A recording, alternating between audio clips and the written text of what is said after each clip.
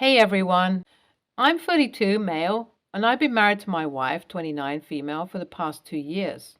We met when she joined the company I was a senior manager at right after her graduation, and after working with her for 3 years, our relationship started.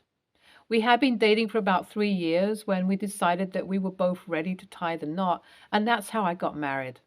The reason I'm telling you all this is so that you understand my wife and I had known each other for a while before we started dating. We took our time to start dating, and similarly, we took our time before we got married. She knows me. She knows me better than anyone in this world, which is why the betrayal hurt me so much. But before I tell you about the betrayal, let me quickly introduce another key character who played a big enough role in my so-called villain arc, my wife's best friend, Sophia, 29, female. Sophia and my wife grew up together. They became friends when Sophia's family moved across from my wife when she was 4, and they had been inseparable since then. My wife told me that as Sophia's parents were both very careless and honestly very neglectful, oftentimes Sophia would stay over at my wife's place, which only helped bring the girls together. Once Sophia's parents realized that my in-laws were kind enough to provide for Sophia wherever they were slacking, they started putting the entire burden of Sophia on the shoulders of my in-laws. It was a little crazy hearing their childhood story, honestly, because I have nothing nice to say about Sophia's family from what I have heard about them. Her mother was mentally unstable, and her father was busy sleeping with half the town. When he was not doing that, he would come home and try to hit Sophia. My in-laws had to be the ones to call CPS on her parents when they found Sophia out on the porch one night in the midst of a snowstorm. Her father was out for business, and her mother was in a drugged-out slumber. Calling the CPS got Sophia removed from their house, and my in-laws volunteered to take care of her until they found a proper place to rehome her to. I think my wife and Sophia were about 10 when this happened. Eventually, Sophia was put into foster care, and while she moved away a few blocks from where she previously lived, she was still in touch with my wife, which led to their friendship growing stronger over the years. When I first met Sophia, it was after I had dated my wife for about 5 months. She introduced me to Sophia and left me alone with her for a minute to go to the ladies' room. At that moment, Sophia threatened to murder me if I ever hurt my wife. Now, I have a sister. I know that girls do that whole hurt my bestie, get killed, castrated, murdered threat, but I thought that was what teenagers did. Hearing a 24-year-old say that was a bit strange, and I won't lie. That did set off a few alarms in my head, but I tried to not let that bother me. I told her that I do not plan on hurting her, as I love her very, very much, and Sophia insisted that she will be the judge of that. The shift in her personality was a bit bizarre to watch when my wife came back. I later mentioned it to my wife, and she told me that Sophia is one of those quirky, out there girls, and I should not worry about her words at all because she was not being serious. Since then, whenever I could, I have tried my best to avoid Sophia, but until she got into a relationship, it was difficult.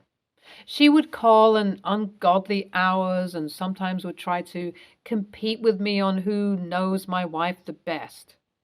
It was such grade school behavior that sometimes I wondered if Sophia was really as old as my wife was. But I suppose opposites do attract, and that is why they were the way they were. When Sophia got into a relationship, it was almost like a bomb went off. She just disappeared from our life. Not that it bothered me, but that affected my wife a lot. Sophia did not bother leaving a message. She was there one day and then sent a message like, "I'm dating XYZ now. Okay, bye," and stopped replying to my wife's messages. It was around 7 months before we got married. You can imagine how broken up my wife was about this whole thing. She wanted Sophia to attend her wedding, be a part of her wedding and everything, while Sophia would refuse to contact my wife. She would leave her on read, and it was just not a good time. I had no words to console my emotionally distraught wife, so I reached out to the boyfriend as Sophia had me blocked. The guy was very surprised when I told him about the situation because apparently Sophia had not mentioned my wife at all. That was another red flag, honestly, but I tried to not let that bother me.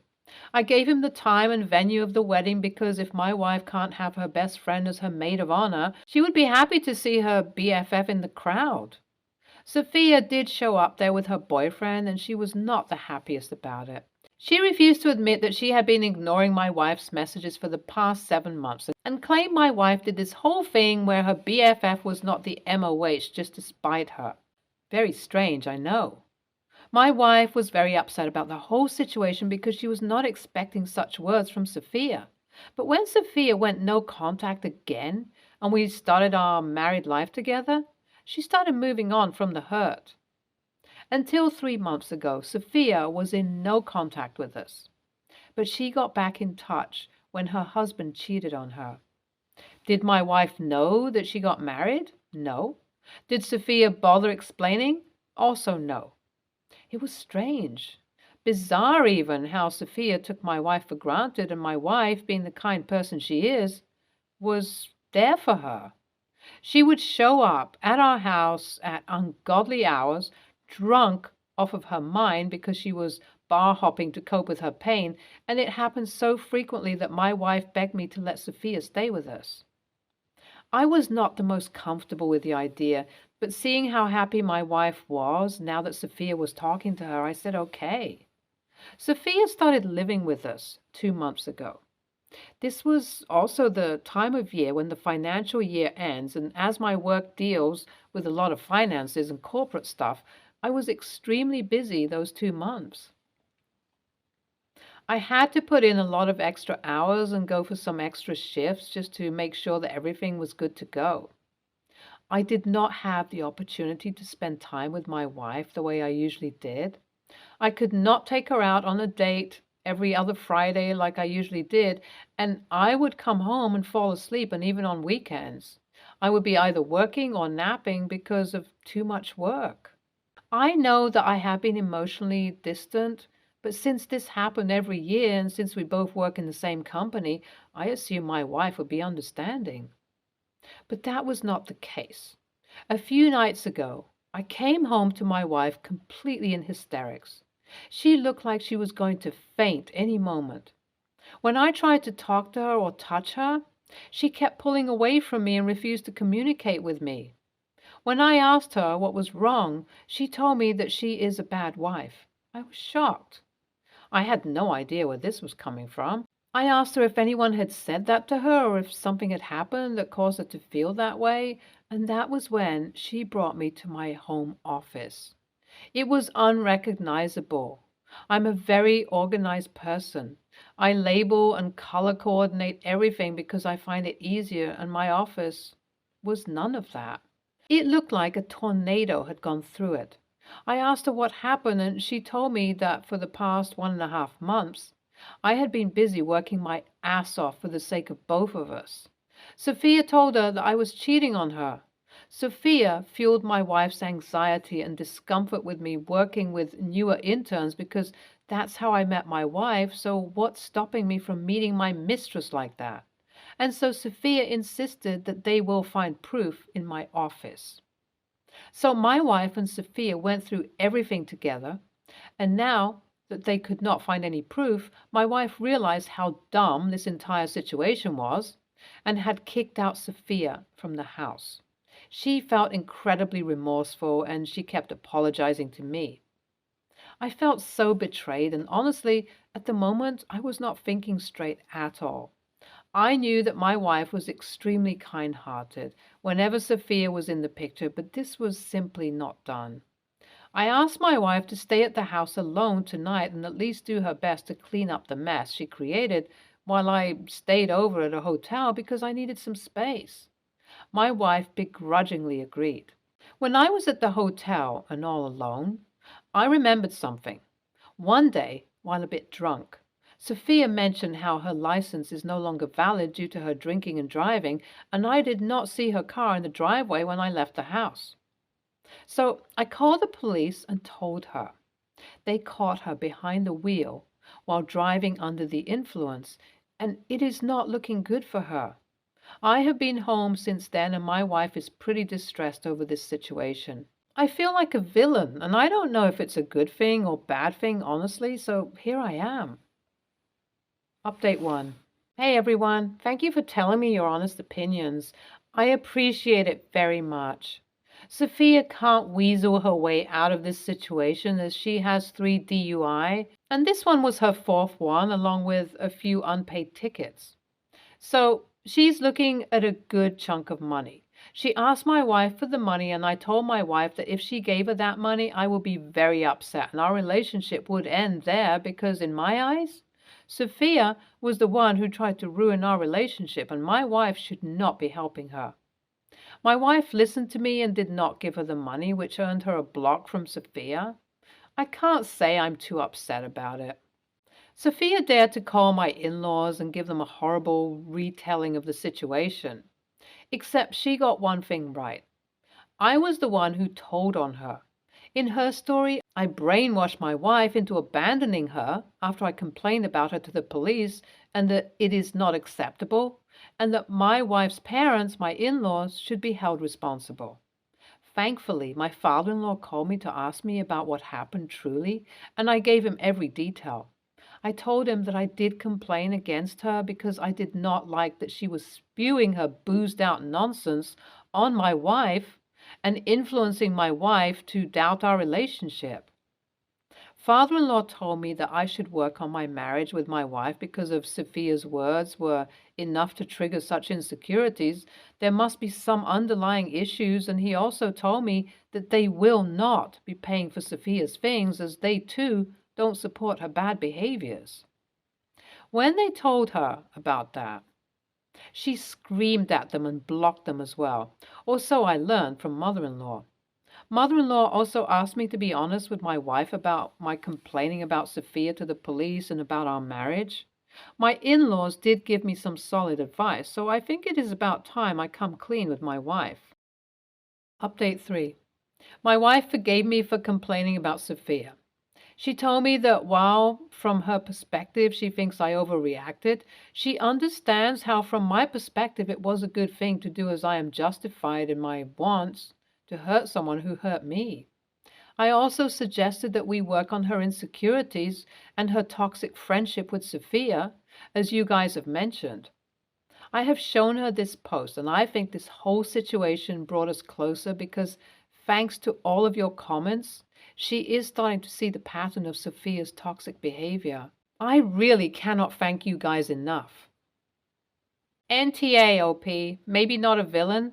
I think you're more of a morally gray hero because I'd have done the same thing. Also, is it just me or does Sophia seem extremely toxic? Like, no, that ain't a good friend.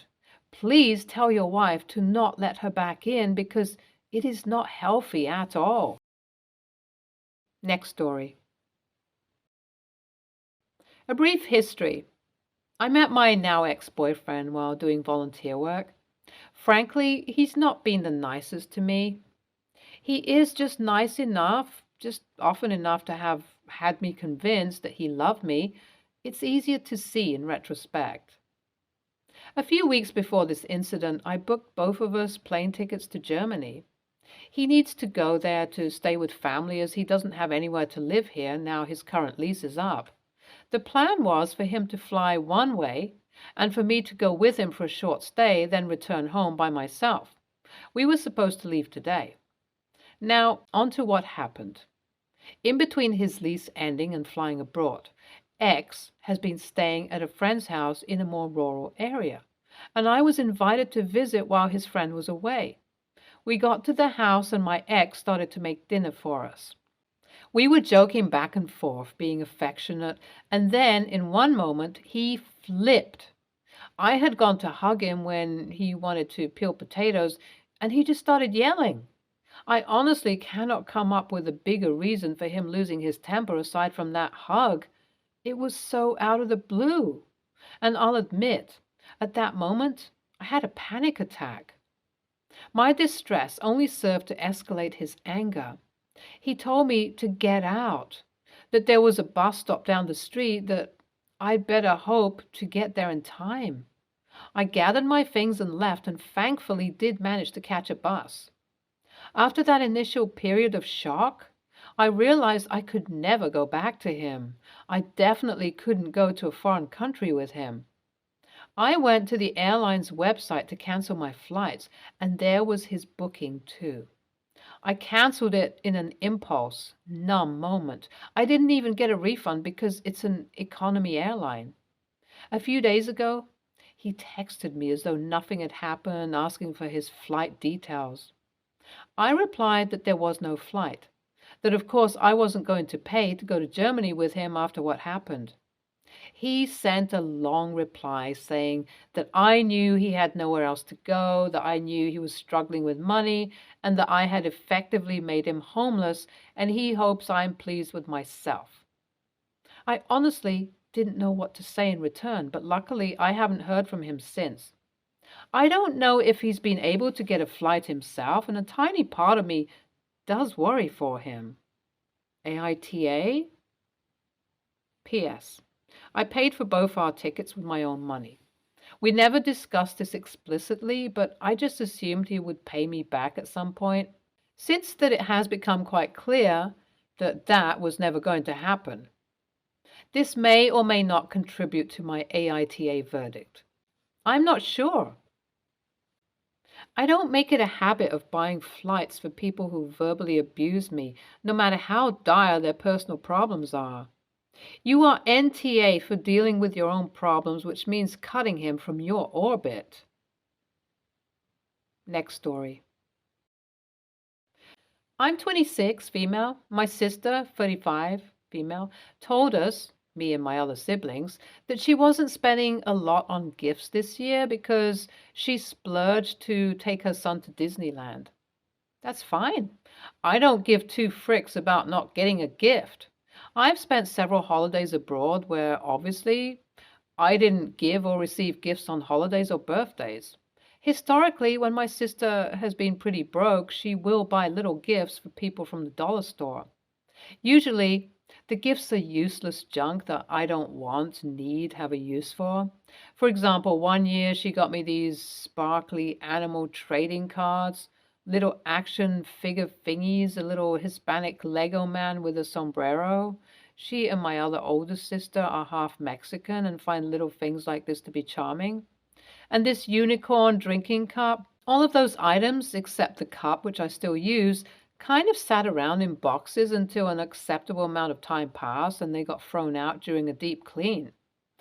I'm not a person who likes stuff that just sits around my house with no purpose. I'll hang cool art, but that's mostly it. I would say my sister has given me gifts like this 4 or 5 times in the past. Anyway, I told my sister that if she is unable to get something cheap off my provided Christmas gift list, then I don't want anything at all. She asked me why, and I told her that I appreciate the effort she makes to give gifts even when she doesn't have a lot of money, but I'm not the type of person who likes cute little things that serve no purpose or they would likely get thrown away eventually, so it's better for her not to waste the money. She said I was being a shitty a-hole and to get over myself. AITA? Edit. Everyone in my family makes a Christmas list. All of my adult siblings, my mother, my grandmother, etc. Also, the list I made has several items on it under $10. Edit 2. The way a lot of you look at gift giving is really strange to me. You give gifts to do something kind for the person you're giving them to, right? If that's the case, then you should be willing to consider, to a certain degree, what that person does or, in my case, does not want. If you're buying gifts for someone with an attitude of, I don't care what you do, don't want, I'm going to buy you what I buy you, and God damn it, you better be grateful because I didn't have to buy you anything at all, then aren't you really only gift giving to make yourself feel good or to fulfill a societal familial pressure that you feel obligated to fulfill? There are a million different scenarios in which someone does something to be kind or helpful. But the reality is, what they're doing is making your life more difficult or inconvenient. One should be able to communicate the idea of, hey, I can see you're doing this with the intention of being kind or helpful. Thank you, I appreciate that. However, it's actually making my life more inconvenient for X reason. So could you please stop? NTA. You're helping her not waste her money, which you know is tight anyway. And I ask people for at least a little list of stuff they would like for Christmas for exactly this reason. I don't want to buy you something you don't like, don't want, and won't use. Stay tuned for more stories from our girl relationships.